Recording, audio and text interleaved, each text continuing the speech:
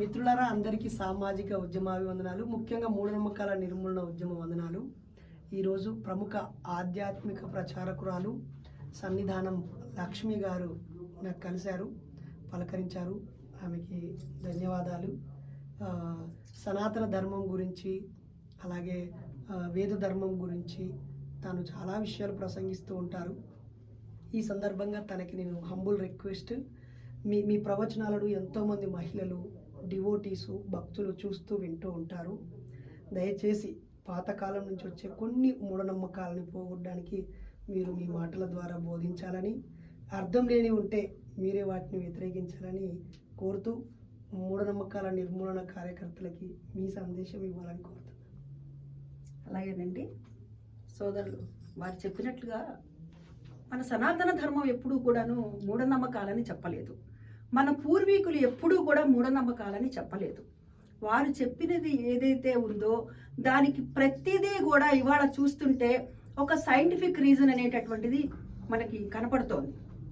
అయితే మధ్యలో వచ్చినటువంటి ఏదో చిన్న తప్పిదం వల్ల అది పక్కదారి పట్టించడం జరుగుతోంది.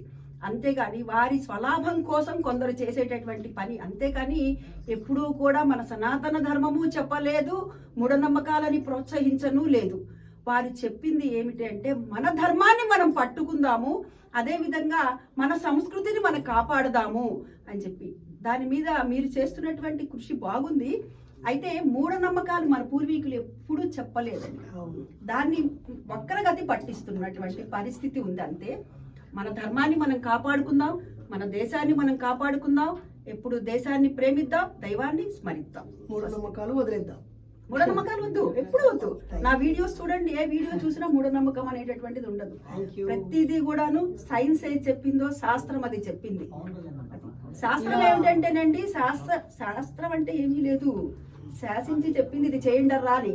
సైన్స్ ఏం చెప్తుంది, ఇది చేయండి అని చెప్తోంది. అయితే దాన్ని మనం ఏమనుకుంటున్నాం అంటే ఇదేదో మూఢనమ్మకం అని మనంగా ఆపాదించుకుంటున్నాం. మూఢనమ్మకం అనేటటువంటిది సనాతన ధర్మంలో ఎప్పుడూ లేదు.